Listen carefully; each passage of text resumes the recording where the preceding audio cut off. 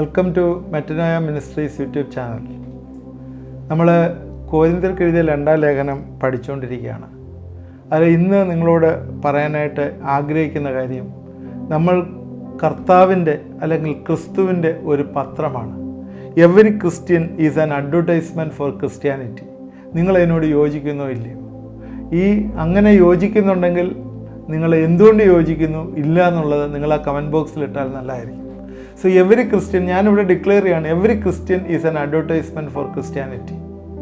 നമ്മുടെ ജീവിതങ്ങളൊക്കെ ഏത് രീതിയിലാണ് ഇത് ജീവിക്കുന്നത് നമുക്കറിയാം. ഇന്ന് ഞാൻ പറയാൻ ആഗ്രഹിക്കുന്നത്, നമ്മുടെ ജീവിതം യഥാർത്ഥത്തിൽ ഒരു ക്രിസ്തീയ ജീവിതമാണോ നമ്മൾ നയിക്കുന്നത് എന്നുള്ളതാണ്. നമ്മൾ ഏത് രീതിയിലാണ് നമ്മുടെ ജീവിതങ്ങൾ എന്നുള്ളത്, കർത്താവ് നമ്മളൊക്കെ എന്ത് ചെയ്തു എന്നുള്ളത് നമ്മൾ മനസ്സിലാക്കുമ്പോഴാണ് നമ്മൾ ഏത് രീതിയിൽ ജീവിക്കണം എന്ന് ചിന്തിക്കുന്നത്. ഇതിനെക്കുറിച്ചാണ് ഇന്ന് ഇതിനകത്ത് ഈ എപ്പിസോഡിൽ പറയാനായിട്ട് ആഗ്രഹിക്കുന്നത്.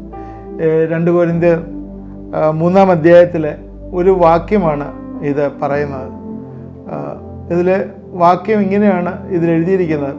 2 കൊരിന്ത്യർ 3:2, ഞങ്ങളുടെ ഹൃദയത്തിൽ എഴുതിയതായ സകല മനുഷ്യരും അറിയുന്നതും വായിക്കുന്നതുമായ ഞങ്ങളുടെ പത്രം നിങ്ങൾ തന്നെ.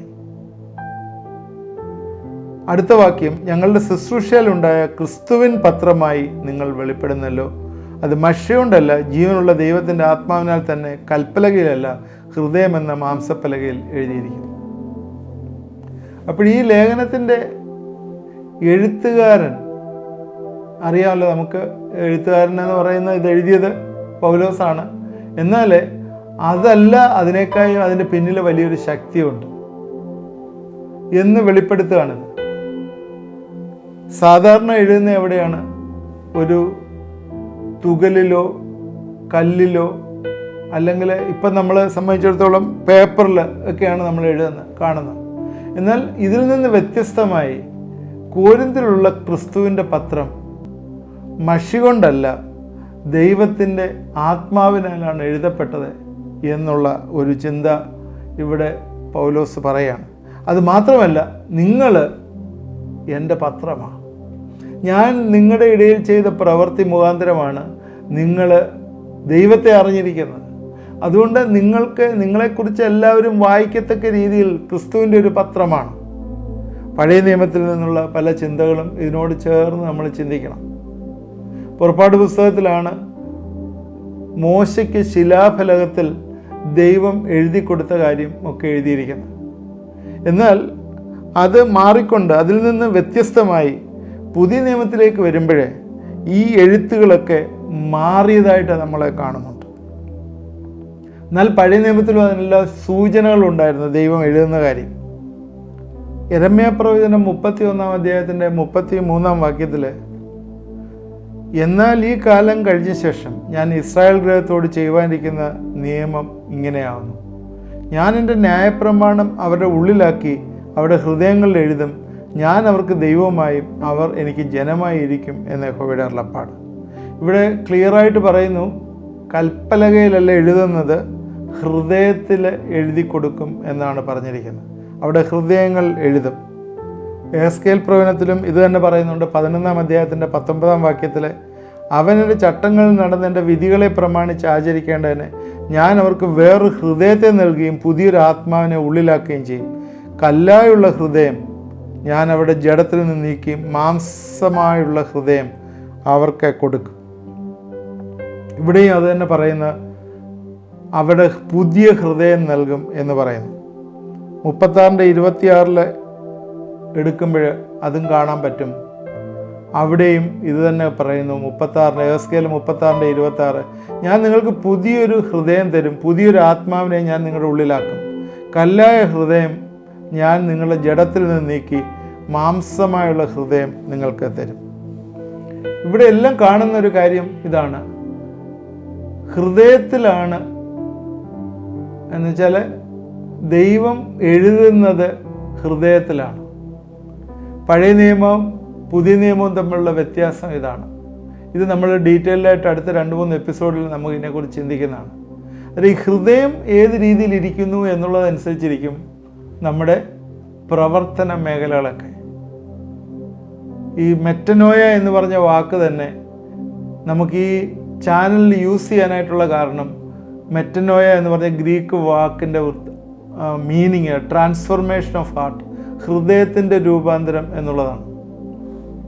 ഹൃദയം രൂപാന്തരപ്പെടുമ്പോഴാണ് നമ്മുടെ ജീവിതങ്ങളിലെ രൂപാന്തരം വരുന്നത്.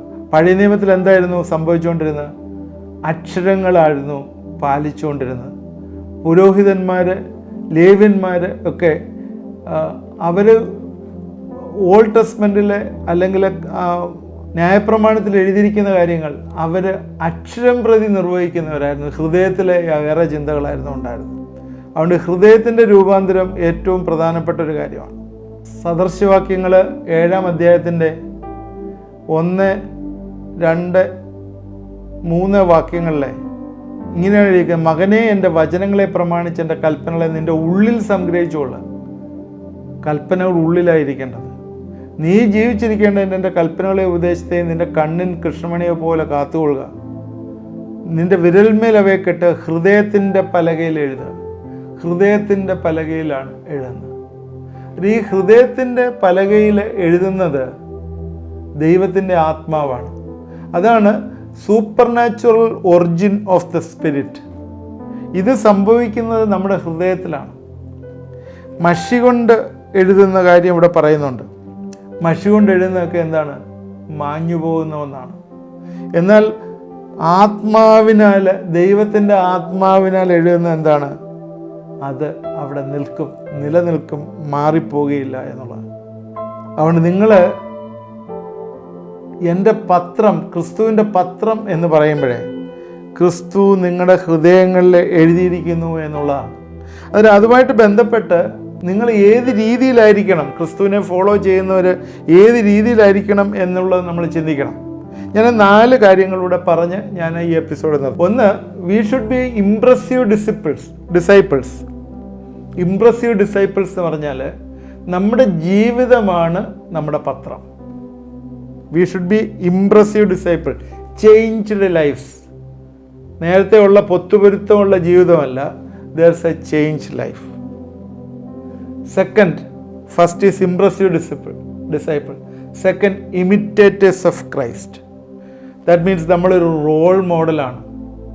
ഇമിറ്റേറ്റേഴ്സ് ഓഫ് ക്രൈസ്റ്റ്, കർത്താവിനെ അനുകരിക്കുന്നവർ എന്ന് പറഞ്ഞാൽ നമ്മളിൽ നിന്ന് ക്രൈസ്റ്റ് ലൈക്നെസ് പ്രൊഡ്യൂസ് ചെയ്യപ്പെടണം. യേശു ചിന്തിച്ചതുപോലെ, യേശു പ്രവർത്തിച്ചതുപോലെ നമ്മൾ ചെയ്യണം. അതിനോടൊപ്പം തന്നെ വി ആർ സ്പിരിച്വൽ കെയർടേക്കേഴ്സ്. ആത്മീയമായിട്ട് നമ്മൾ മറ്റുള്ളവരെ കരുതി അവരെ വളർത്താനായിട്ടിരിക്കുന്നു. അങ്ങനെയാണ് യേശുക്രിസ്തു ചെയ്തത്. യേശുക്രിസ്തു സ്വന്തം കാര്യമല്ല നോക്കിയത്. യേശുക്രിസ്തു തൻ്റെ രാജ്യം സ്ഥാപിക്കാനായിട്ടാണ് വന്നത്. അതാണ് അവൻ്റെ പ്രാർത്ഥന. അതിൽ ആളുകളെ അവൻ്റെ യേശുവിൻ്റെ സ്വഭാവം കാണിക്കുക മാത്രമല്ല ചെയ്ത്, അവരെ കെയർ ചെയ്ത് ആ രാജ്യത്തിലേക്ക് കൊണ്ടുവരികയായിരുന്നു. So we are impressive disciples, we are imitators of Christ. മൂന്നാമത്, we are change supernaturally. നമ്മൾ നമ്മുടെ കഴിവുകൊണ്ടൊന്നുമല്ല, ദൈവത്തിൻ്റെ ആത്മാവ് നമ്മുടെ ഹൃദയങ്ങളിൽ എഴുതിയിരിക്കുന്നുണ്ട്. നമ്മൾ സൂപ്പർ നാച്ചുറൽ, ആത്മാവിൻ്റെ കൃപയാലെ സൂപ്പർ നാച്ചുറലായിട്ട് ചേഞ്ച് ചെയ്തു. ഈ സൂപ്പർ നാച്ചുറൽ എന്നൊക്കെ പറയുമ്പോഴേ ആളുകൾക്ക് പലപ്പോഴും അക്സെപ്റ്റ് ചെയ്യാൻ പറ്റത്തില്ല. ഈ ലോകത്തിൽ ജീവിക്കുന്നവർ എങ്ങനെയാണ് സൂപ്പർ നാച്ചുറൽ ആവുന്നത്? യെസ്, ദൈവത്തിൻ്റെ ആത്മാവ് നമ്മുടെ ഉള്ളിൽ വരുമ്പോൾ നമ്മൾ സൂപ്പർ നാച്ചുറൽ ആവുക തന്നെ ചെയ്യും. ആയിട്ടില്ല എന്ന് നിങ്ങൾക്ക് തോന്നുന്നുണ്ടെങ്കിൽ നിങ്ങൾ ഇതുവരെയും വേണ്ട രീതിയിൽ ആയിട്ടില്ല എന്ന് ചിന്തിക്കുക. നമുക്ക് പഴയ നിയമത്തിലെ കാര്യങ്ങൾ അറിയാമല്ലോ, നേരത്തെ പറഞ്ഞാണ്. പരീശന്മാർ, ശാസ്ത്രിമാർ, അവർ എല്ലാം തന്നെ ലിറ്ററലി ആയിരുന്നു ദൈവവചനം പ്രമാണിക്കുന്നത്. അത് വാക്കുകളായിരുന്നു, അക്ഷരമായിരുന്നു. അക്ഷരത്തിൽ എന്താ പറയുന്നത് അതായിരുന്നു കേട്ടോണ്ടിരുന്നത്. എന്നാൽ ഇവിടെ നേരത്തെ പറഞ്ഞ പോലെ V should B internally transformed. യേശുക്രിസ്തു അതാ പറഞ്ഞത്. യേശുക്രിസ്തുവിനെ പഠിപ്പിക്കലുകളെല്ലാം എടുത്തു നോക്കിയാൽ അറിയാം. സ്ത്രീയെ വ്യഭിചാരം ചെയ്യുന്ന നോക്കുക, മോഹിക്കുമ്പോൾ വ്യഭിചാരം ചെയ്തു എന്നാണ് പറയുന്നത്. ആ ഒരു രീതിയിലായിരുന്നു യേശുവിൻ്റെ പഠിപ്പിക്കൽ. ഉള്ളിൻ്റെയാണ് ട്രാൻസ്ഫോർമേഷൻ വരുന്നത്. ഉള്ളിൽ നിന്ന് പുറത്തേക്ക് വരുന്നതാണ് മനുഷ്യനെ വെളിപ്പെടുത്തുന്നത്. അതുകൊണ്ട് പത്രം എന്ന് പറയുമ്പോഴേ, നമ്മൾ കർത്താവിൻ്റെ പത്രം എന്ന് പറയുമ്പോഴേ ഈ 4 കാര്യങ്ങൾ, ഇതിൽ പലത് കൂടുതൽ കാണുമായിരിക്കും, 4 കാര്യങ്ങൾ അതിൽ അടങ്ങിയിട്ടുണ്ട്. We are impressive disciples, we are imitators of Christ, we are supernaturally change and internally transformed. ഈ ഒരു കൺഫർമേഷനാണ് നമുക്ക് വേണ്ടത്. നിങ്ങളൊന്ന് ആലോചിച്ച് നോക്കിയാൽ നിങ്ങൾ കർത്താവിൻ്റെ പത്രമാണോ? So every Christian is an advertisement for Christianity. ഇന്ന് യേശുക്രിസ്തുവിൻ്റെ ശിഷ്യന്മാരുടെ പേരൊക്കെ ഉണ്ട്, എന്നാൽ നോക്കിയാൽ അടുത്ത ബാറിലിരിക്കുന്ന കാണാം, അല്ലെങ്കിൽ അടിയും വഴക്കും കത്തിക്കുത്തും വ്യഭിചാരത്തിലും പോലീസ് കേസിലും ജയിലിലും ഒക്കെ കിടക്കുന്നതായിട്ട് കാണാം. So we are living today as professing Christian. Christian എന്ന് പറയുന്ന രീതിയിൽ ജീവിക്കുന്നു, എന്നാൽ ദൈവം ആഗ്രഹിക്കുന്ന അങ്ങനെയല്ല. കാരണം എന്താണ്? നിങ്ങളുടെ ഹൃദയത്തിൽ ദൈവം എഴുതിയിരിക്കുകയാണ്, ആത്മാവിനാൽ എഴുതിയിരിക്കുകയാണ്. നിങ്ങൾ എക്സ്റ്റേണൽ അല്ല, നിങ്ങൾ ഇന്ന് ക്രിസ്തുവിൻ്റെ പത്രമാണ്. ഇന്ന് ക്രിസ്ത്യാനിറ്റിയെ നശിപ്പിക്കുന്ന ഏറ്റവും പ്രധാനപ്പെട്ട ഒരു കാര്യം ഈ റിലിജിയസ് സ്പിരിറ്റാണ് എന്ന് പറയുന്നതിൽ യാതൊരു മടിയും എനിക്കില്ല. ഈ റിലിജിയനാണ് ഇന്ന് ക്രിസ്ത്യാനിറ്റിയെ നശിപ്പിക്കുന്നത്. അതുകൊണ്ട് ക്രിസ്തുവിൻ്റെ പത്രമായി തീരാൻ നമുക്ക് ഇടവരട്ടെ, നമുക്ക് പ്രാർത്ഥിക്കാം. ദൈവമായ കർത്താവേ, ഞങ്ങൾക്ക് ഹൃദയത്തിൽ അതിൻ്റെ ആത്മാവ് തന്ന് ഞങ്ങളെ രൂപാന്തരപ്പെടുത്തിയിരിക്കുന്നു. പലപ്പോഴും ഞങ്ങൾ എക്സ്റ്റേണലായിട്ട് ഞങ്ങൾ പ്രൊഫസിങ് ക്രിസ്ത്യനായി ജീവിച്ചു പോയ ഞങ്ങളോട് ക്ഷമിക്കണമെന്ന് പ്രാർത്ഥിക്കുന്നു. ഞങ്ങളുടെ ജീവിതം മാതൃകയായി തീരുവാൻ കർത്താവെ ഇടവരുത്തണമേ. യേശുവിനെ അനുകരിക്കുന്നവരായിരിക്കാൻ യേശുവിൻ്റെ മനസ്സ് ഞങ്ങൾക്ക് തരണമേ എന്ന് പ്രാർത്ഥിക്കുന്നു. ഞങ്ങൾ സൂപ്പർ നാച്ചുറലായിട്ട് ചേഞ്ച്ഡായി നിൻ്റെ ആത്മാവ് ഞങ്ങൾ വസിക്കുന്നു എന്നുള്ള ബോധം എപ്പോഴും ഞങ്ങളുടെ ഉള്ളിൽ തരണമേ എന്ന് പ്രാർത്ഥിക്കുന്നു. ഉള്ളിൽ നിന്നുള്ള ട്രാൻസ്ഫോർമേഷൻ കാണുവാനായിട്ട് ഭവനത്തിലും ഞങ്ങളുടെ കമ്മ്യൂണിറ്റിയിലും ഞങ്ങളുടെ സഭകളിലും ഇടവരട്ടെ, സഹായിക്കട്ടെ എന്ന് പ്രാർത്ഥിക്കുന്നു. ഇങ്ങനെ വരുമ്പോഴേ ജീവിതത്തിലെ രൂപാന്തരം വരുമ്പോഴേ കർത്താവേ ജീവിതത്തിൽ ഒരുപാട് വ്യത്യാസങ്ങൾ വന്നു ചേരുന്നു എന്ന് ഞങ്ങൾ കാണുന്നു. ഞങ്ങളുടെ ജീവിതമൊക്കെ തന്നെ നിനക്കിഷ്ടമുള്ളതായി തീരുകയും നിനക്ക് പ്രസാദമുള്ളതായി തീരുകയും ചെയ്യും. ദൈവമേ, നിൻ്റെ കരങ്ങളിലേക്ക് ഏൽപ്പിക്കുന്നു. ഇതെന്നോട് ചേർന്ന് പ്രാർത്ഥിക്കുന്നവരെ നീ അനുഗ്രഹിക്കണം. യേശുക്രിസ്തുവിൻ്റെ നാമത്തിൽ പ്രാർത്ഥിക്കുന്നു, കേൾക്കണമേ. ആമേൻ. നിങ്ങളിത് വാച്ച് ചെയ്യുക, തുടർമാനമായി വാച്ച് ചെയ്യുക. നമ്മൾ കൊരിന്ത്യർക്ക് എഴുതിയ ലേഖനം 2 കൊരിന്ത്യർ 3-ാം അധ്യായമാണ് പഠിച്ചുകൊണ്ടിരിക്കുന്നത്. അടുത്ത 2-3 എപ്പിസോഡ് കഴിയുമ്പോഴത്തേക്ക് ഈ അധ്യായം തീരും. ഇതിൽ ഓരോ പ്രധാനപ്പെട്ട ചില പോയിന്റുകളാണ് പറയുന്നത്. അതുകൊണ്ട് തീർച്ചയായും ഇത് നിങ്ങൾക്ക് പ്രയോജനമായി എന്ന് വിചാരിക്കുക. നിങ്ങളുടെ കമൻറ്റുകൾ കമൻറ്റ് ബോക്സിലിടുക. പ്രെയർ റിക്വസ്റ്റുകൾ വാട്സാപ്പ് നമ്പറിൽ അയച്ചു തന്നാൽ നിങ്ങൾക്ക് വേണ്ടി പ്രാർത്ഥിക്കുന്നതാണ്. അതുപോലെ ഫസ്റ്റ് സൺഡേയിലെ മീറ്റിംഗ്, അടുത്ത മീറ്റിങ്ങിൽ ജോയിൻ ചെയ്യാൻ താല്പര്യമുള്ളവരെ നിങ്ങളുടെ നമ്പർ അയച്ചു തന്നാൽ ഫസ്റ്റ് സൺഡേ മീറ്റിങ്ങിൽ നിങ്ങളുടെ വാട്സാപ്പ് ഗ്രൂപ്പിൽ നിങ്ങളെ ആഡ് ചെയ്യുന്നതാണ്. ഫസ്റ്റ് സൺഡേയിൽ രാത്രി 9 തൊട്ട് 10 വരെ ലൈവായിട്ട് ഉള്ള പ്രോഗ്രാം ഉണ്ട്. അത് ഗൂഗിൾ മീറ്റ് വഴിയാണ്. അത് ഇതിനകത്ത് പുതുതായിട്ട് കാണുന്നവർക്ക് വേണ്ടിയാണ് പറയുന്നത്. ഗൂഗിൾ മീറ്റ് വഴിയാണ്. അത് നിങ്ങൾക്ക് പ്രയോജനമായി തീരും. നിങ്ങളുടെ പ്രയർ റിക്വസ്റ്റ് ഷെയർ ചെയ്യുകയും പ്രാർത്ഥിക്കുകയും ദൈവവചനത്തിൽ നിന്ന് കേൾക്കുകയൊക്കെ ഉള്ള അവസരമാണ്. തീർച്ചയായും ഇത് ചിന്തകൾ പ്രയോജനമായി എന്ന് വിചാരിക്കുന്നു. ദൈവം നമ്മളെല്ലാവരെയും അനുഗ്രഹിക്കട്ടെ.